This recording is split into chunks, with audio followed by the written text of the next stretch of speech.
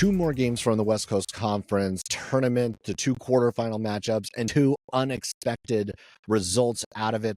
Pepperdine moves on again, their third win in 3 days, and San Francisco, without Marcus Williams and the return of Ryan Beasley, does get the win over Washington State. We'll go through the recaps and talk about those. We'll go through also the previews of both St. Mary's and Pepperdine, and then Gonzaga and USF. We'll talk a little bit with Theo Lawson about that matchup between the Zags and the Dons live from here at the Orleans Arena. So we'll get into all of that. Before we get anything else, be sure to hit the subscribe button and also go on the social media and follow along at Post by Zach and at Unofficial WCC Pod. All right, so we're going to start with Santa Clara and Pepperdine. And yes, Pepperdine did advance once again, 78-76. And this game followed the formula very much like the first two games that Pepperdine has played in this tournament, one against Portland and then also Oregon State. They trailed early. Santa Clara led by 13 with 11 minutes in the first half. And then it was Pepperdine that started to do what they've done all week, and they started to chip away. They came back. They were able to tie it at 34 on a three from Stefan Todorovic. Santa Clara led at half, 40-36. Very similar to what we saw in that game against Oregon State on Saturday. Napper with 10 at the half. Santa Clara took 23s in that first half. Again, we talked a lot about how Santa Clara lives and dies by the three. They were 8 for 20 in that first half, 40%. So they were shooting it fairly well in that first half. Odom and Todorovic had 9 apiece. And then in the second half, Pepperdine continued to chip away, and with 9:11 left, were able to take the lead on a Danilo Dosic fadeaway. Dosic also then would hit a big three to put them up 74-68 later. Santa Clara did make a little bit of a comeback. Adama Ball hit a three to cut it to 2, but Pepperdine did just enough to keep Santa Clara at bay, and the defense of Pepperdine stepped up. In the second half, Santa Clara shot 36% from the field. They were 4 for 14 from 3, and Pepperdine in that second period, 56% from the field. They were getting it from everywhere in this one. Bobakar Coulibaly had 11. Butka had 13. Todorovic had 19. Mo Odom, who has been the star of the WCC tournament to this point, added 19 points and 13 assists in this one. His third triple-double in as many games. The 31 and 11 against Portland, 17 and 10 against Oregon State, and 19 and 13 against Santa Clara. And they advanced to the semifinals against St. Mary's for the first time since 2019. It's also the first time a 9 seed has reached the semis in the WCC tournament since 2013, and that was LMU. So all good things coming for Pepperdine. It does feel like, all right, eventually they're going to slow down. Eventually those sea legs are going to catch up with them. They're going to get tired or whatever else. But it hasn't happened yet. They continue to play well. They did not look tired in this game at all, so which is a little bit on the surprising side. But at the same time, it's like, hey, the adrenaline is going. Everything's going well. And 3 for 3 here in Las Vegas, the Waves have been able to cash in. Now, looking at what we're going to see from, well, let's start with Santa Clara and the fact that they're done at this point. Maybe they get into the NIT. I think there's still a slight chance of some level of postseason for Santa Clara, but this marks their first Quad 4 loss. It's their 5th Quad 3, Quad 4 loss. They are 5-4 in Quad 3s. Herb Sendek 0-4 against Pepperdine in the WCC tournament, which seems a little of an incredible thing to think about, that they have met each other 4 times in this tournament, and Santa Clara has yet to actually come away with a victory under Coach Sendek. And it seems like every time Santa Clara has some level of expectation, some level of success, that they have the crippling loss to derail a season. And this time it happened in Las Vegas. Because honestly, like had they advanced in this tournament, gotten to St. Mary's, I think there was still a decent shot they could beat St. Mary's. And if they had done that, they're in business.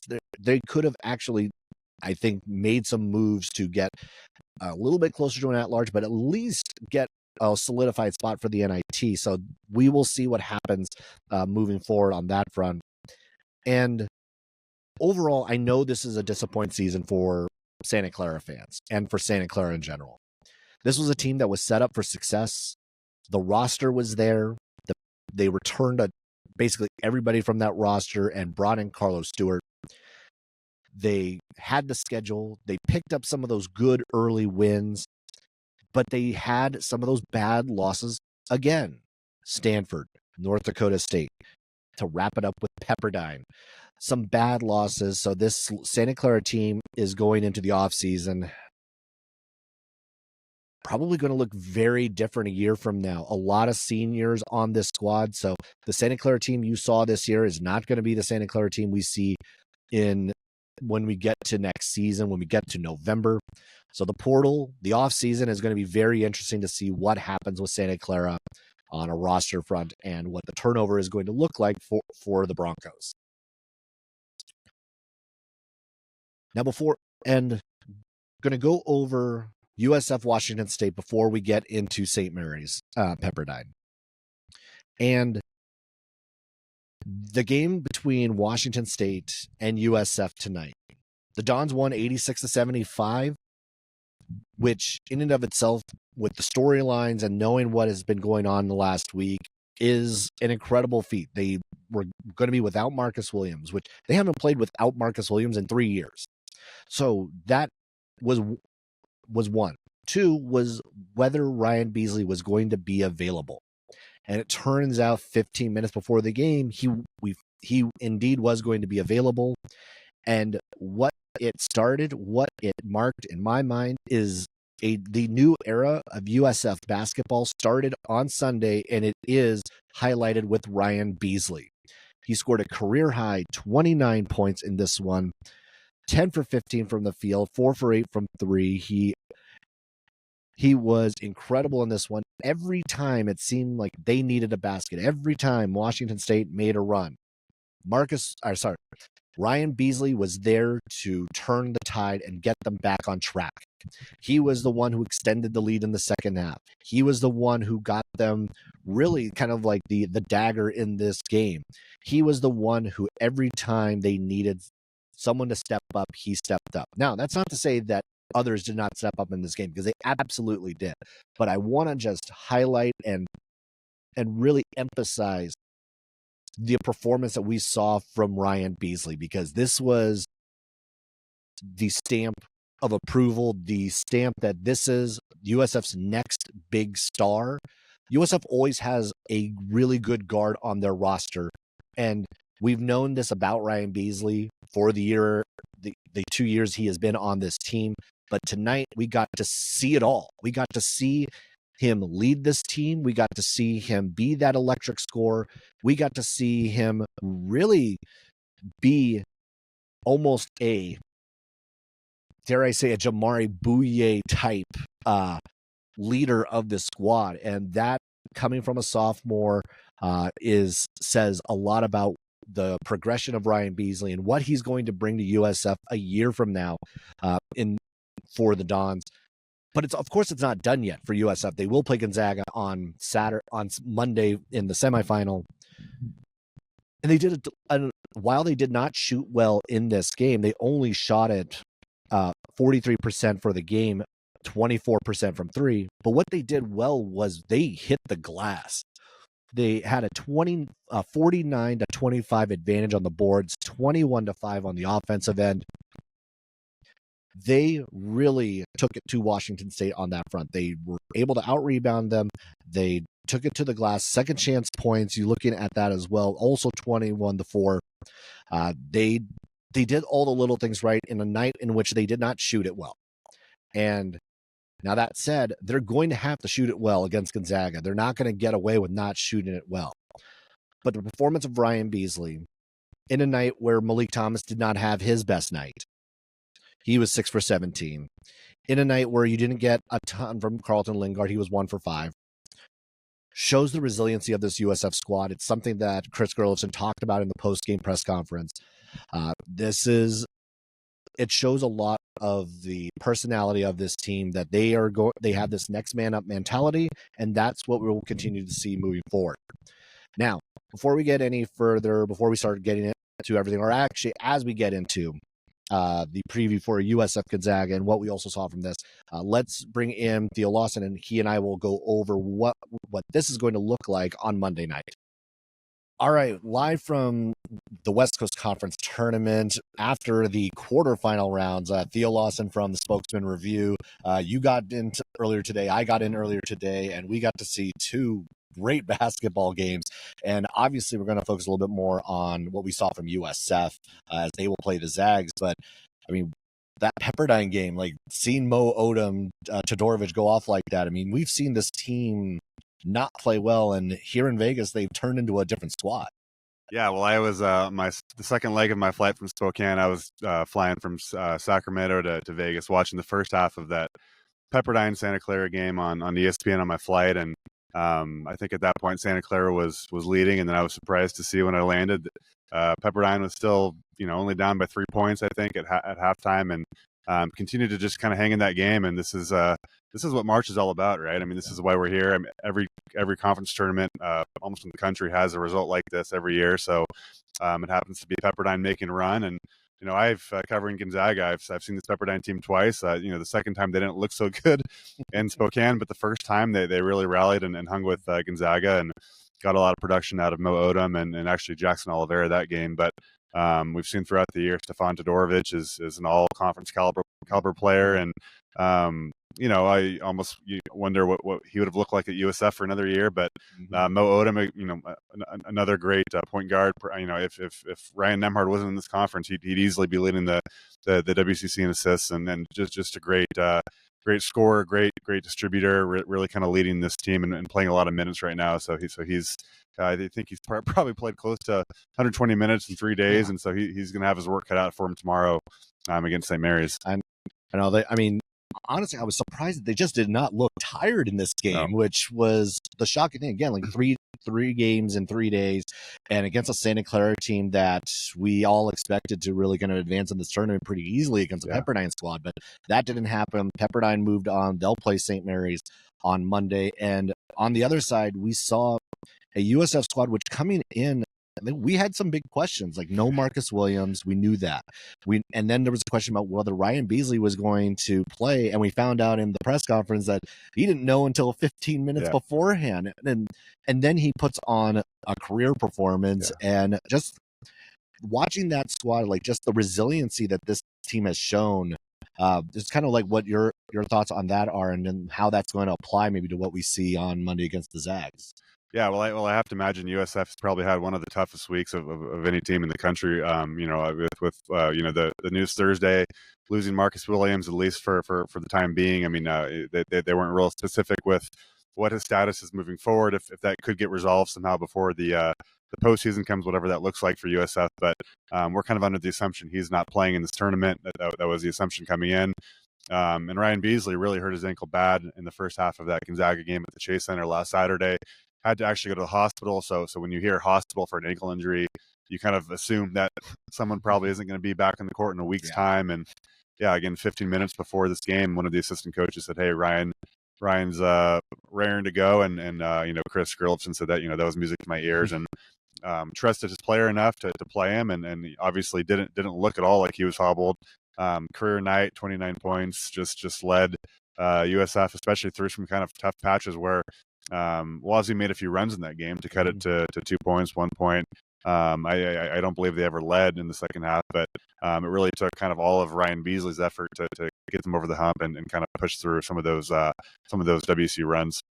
Yeah, I mean, that's one of the things, just like thinking about what we saw from that squad. Just the rebounding number was ridiculous, like 49 to 25, 21 to 5 on the offensive end. They didn't shoot well at all in this game, which we kind of knew like was going to be a challenge for USF. No Marcus Williams, didn't know about Beasley anyway. And Malik Thompson did not have the best shooting of night. I think it was what, it was like 5 of 15 or something around 6 there. of 17, 6 of 0 of 17. 4 from 3. Yeah, it's like it wasn't a good shooting night for Malik Thomas, but this team found a way. Now, it's a completely different animal thinking about what it's going to look like against the Zags. This USF team has not played well in the two matchups against them. The first matchup was very much the tune of what we had seen over the last few years. It was good first half and then fell off in the second. This past game, it was Zags from the jump. Like, they jumped on them very quickly and never really let up. Marcus Williams was the only bright spot in that game. And thinking about what that might look like now, maybe Ryan Beasley is going to be the guy who steps up into that role. Zags being off for a while, what's your kind of like initial like impression of like what you saw from USF tonight? And again, like how the Zags are going to be able to kind of face maybe this new version of Ryan Beasley, this unleashed version of Ryan Beasley. Yeah. Well, I think certainly it's a huge advantage for Gonzaga, being able to scout this game. And to their assistant coaches, Stephen Gentry and Brian Mickelson, were courtside watching this game, scouting this game. So they're not going to be surprised to see Ryan Beasley playing tomorrow, assuming he's playing tomorrow. Whereas I think WC may have been preparing for a team that maybe didn't expect to have Ryan Beasley today. So they scouted this game. They played Ryan Beasley a handful of times over the years. It really has been a good matchup for Gonzaga. Not only this year, but Gonzaga's won 32 straight games against USF dating back to 2012. Kind of the one program at the top of the WCC that still hasn't gotten over the hump against Gonzaga. Santa Clara has, obviously St. Mary's has, even LMU last a couple years back beat Gonzaga in the kennel. So really tough matchup for USF. They played the last 3 years in this very WCC semifinal. Gonzaga's won all three. USF has kind of deployed a number of defensive strategies against Gonzaga. It seems like they kind of keep going back and forth between a couple strategies because nothing seems to work. So obviously last game at the Chase Center, they really decided to kind of sag off of Gonzaga's four, whether that was Ben Gregg or Michael Ajayi, and Ben Gregg hadn't been shooting the ball well at all, dating back to the Portland game. Maybe a month earlier, I think he had missed 10 straight three-pointers and really hadn't scored much at all, kind of in that stretch, and obviously took advantage of kind of the open space and got his three-pointer to go. Yeah, I remember a few with the quote of saying that it was a little insulting to play off of Ben Gray like that. But again, like to your point, like he hadn't really been shooting it all that well, and you're almost kind of like, well, it's pick your poison sort of scenario for USF when it comes to the Zags. Now in this matchup, like the one thing that if we saw something that might be a positive in the matchup tonight was the rebounding. If they can actually rebound, the USF can rebound the way they did tonight against Gonzaga, it feels like that they're going to at least stand a chance to pull what would still be an upset of the Zags. Again, you talk about the win streak, everything that kind of goes against them. Also, in this building, it's Spokane South. Yeah. Like you have the crowd against you in this building. Even though there was a fair amount of USF people here tonight, a good crowd for them, but this turns into the kennel. Yeah. When the Zags are playing, and that's just one added challenge in this building.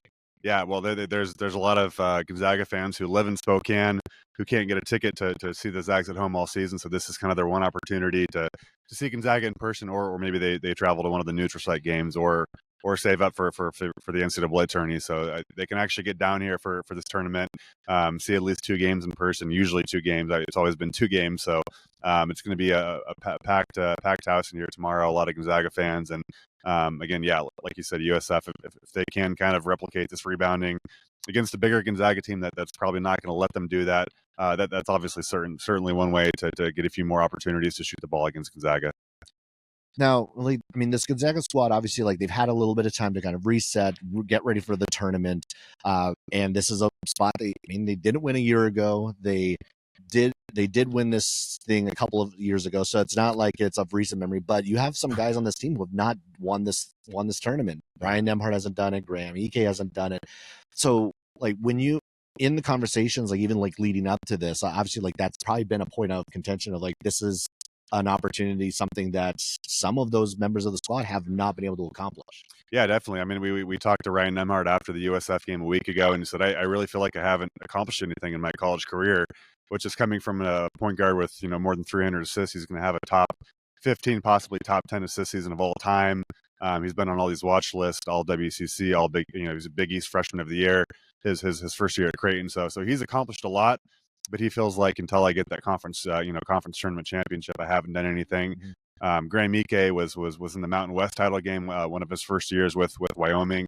Lost to Boise State, obviously lost last year to St. Mary's. So a lot of these Gonzaga players, basically everyone other than Ben Gregg and Nolan Hickman, when you just kind of look at their core rotation guys, haven't won a conference championship. So that's obviously driving them.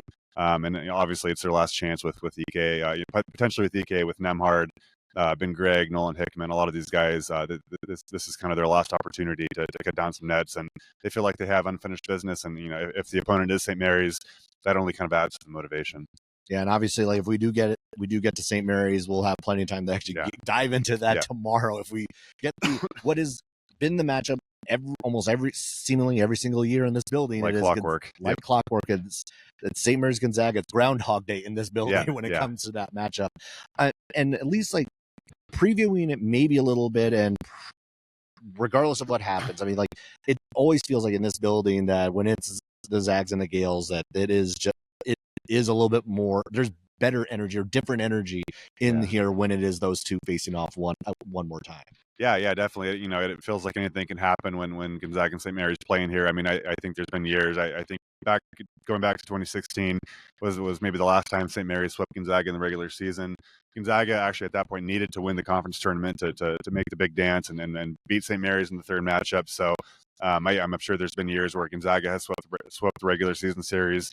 St. Mary's comes in with a different game plan, beats them. The old cliche is it's hard to beat a team 3 times, but I think that really is the case with this matchup because it's kind of a chess match. They always make adjustments. Randy Bennett and Mark Few are two of the best in the business, and I'm sure Gonzaga won't come out with the same game plan that they did last time, or the same starting lineup, hopefully. But that's another story for another day. No Joe Few, probably not. But it's going to be a chess match, and if we do get that matchup on Tuesday, which I think we all expect to see, it's going to be interesting to see what adjustments both teams have made since the last matchup.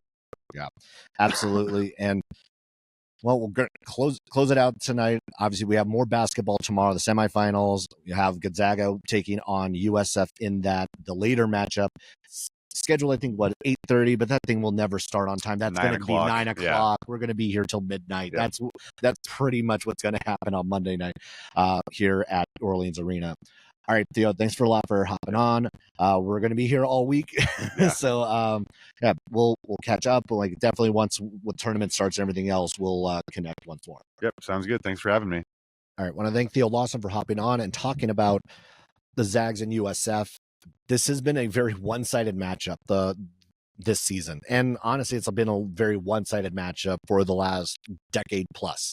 USF has not played Gonzaga well. The Zags have dominated this matchup, 32 straight wins for Gonzaga over USF. But then you also look at some of the things that they have done well. Like you look at that they shoot it well against USF. They rebound well against USF. USF is going to have to play a near perfect game to be able to get this done. They're going to have to pick it up defensively. If they're going to have to find a way to disrupt Ryan Nemhard, they're going to have to find a way to make sure that life is difficult for the other pieces, for the Caleb Battles, for the Ben Greggs. Don't let Ben Gregg go off like you did the other night. You're going to have to make sure that those boxes are checked because EK is going to get his. I don't think you're going to be able to slow EK down. But what you can do is try to slow down everybody else. And if you can do that in this building, which it does turn into Spokane South, you are going to have a chance to maybe pull the upset and get a victory on Monday. Now, the other matchup that we have, St. Mary's and Pepperdine. These two, well, talking about one-sided matchups, this was also one-sided. Now, Pepperdine, again, like they are the 9 seed for a reason. St. Mary's not only beat them in the 2 meetings, they smoked them in the two meetings. On January 2nd, that game was 71-41. The game on the 18th, 2 weeks later, 74-50. Pepperdine only shot 33 and 31%. St. Mary's had rebounding advantages of 50-32 and 42-29. Points in the paint, 40-18, 46-28. It's very one-sided. St. Mary's has won 6 straight in this matchup. And the only thing I think about this, as far as like the momentum that Pepperdine has, the energy that is surrounding them in this building, and probably the one-sided nature that this building is going to have against St. Mary's in this. I don't think most of the Zag fans who are going to be in the building are going to be rooting for St. Mary's. They're probably going to be on Pepperdine's side, rooting for them to upset the Gales. So this is going to be a pseudo road game, I think, for St. Mary's. But I also think about exciting matchups between these two, because we have had a few between St. Mary's and Pepperdine. And the one that I think about, I go back 5 years to the quarterfinals of the WCC tournament when St. Mary's beat Pepperdine 89-82. But the highlight wasn't necessarily the result. It was the one-on-one matchup, the back-and-forth matchup between Colby Ross and Jordan Ford. These two in a double overtime game, it was shot for shot, match for match. Ross with 43, Ford with 42. It was one of the more incredible games I've seen at the Orleans Arena at the WCC tournament. These two were just incredible that night. And with a game like that, it makes me think about, again, Mo Odom has played very well. Seven Todorovic has played very well. If they can continue that, we might see a Colby Ross type performance in this matchup as well. Now, who would be the guy that maybe is the other side to that for St. Mary's? I mean, I think it feels very obvious that the one, if we're going to go match for match, something like that, it's Mikey Lewis. Mikey Lewis is the most explosive scorer that St. Mary's has. We know what he's been able to do from three. We know that he also rises to the occasion in tough environments. We saw that when he went to the Kennel. We saw that when he played in Moraga against the Zags. He rises to the environment that he's in. Even going back to the non-conference schedule against Nebraska in South Dakota, packed building, and that was a career performance at the time for him. That could be a matchup we see. It's Odom, Lewis, and if this is close, I could see these two being the ones who are going back and forth throughout the course of that game. If it's close. I don't think it will be. As much as I know, Pepperdine has met every challenge since we've gotten here, and I have picked against them every single time. I picked against them when they played Portland, against them when they picked Oregon State, against them when they played Santa Clara. Guess what? No surprise, I'm picking against them again for this one. For very different reasons, though. The rebounding margins have been so lopsided. The pace is so lopsided. I don't think that Pepperdine is going to be able to keep it up at this pace for a fourth straight day. Feels like we are finally starting to run up against the wall that Santa Clara can sometimes be up and down. Oregon State can be up and down. Portland can be up and down. There is no up and down for St. Mary's. They have been solid all year long, and this is the one where it feels like Pepperdine, the waves will hit that breaking point. They will hit that wall against the St. Mary's squad, which has dominated the two matchups. Even though, yes, I could say they lost all the other matchups to every other team that they have played already. This one's different. Gustas Marciulionis is the reigning tournament most outstanding player. You have, again, the player of the year, the defensive player of the year, the sixth man, the newcomer, all those accolades, whatever else. There's a reason they're the one seed. There's a reason why they are where they are. And coming into Vegas, they are here for one thing, and it's to repeat as the WCC tournament champion. And this first game against Pepperdine, while it might feel like a letdown to an extent, I don't think we're going to see the Gales really falter in this opening matchup for them on Monday.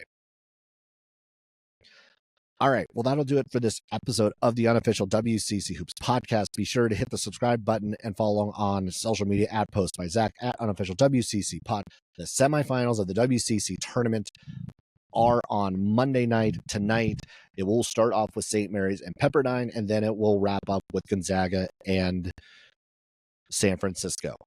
All right. Well, that'll do it. Thanks for watching, everybody, and I will catch you later.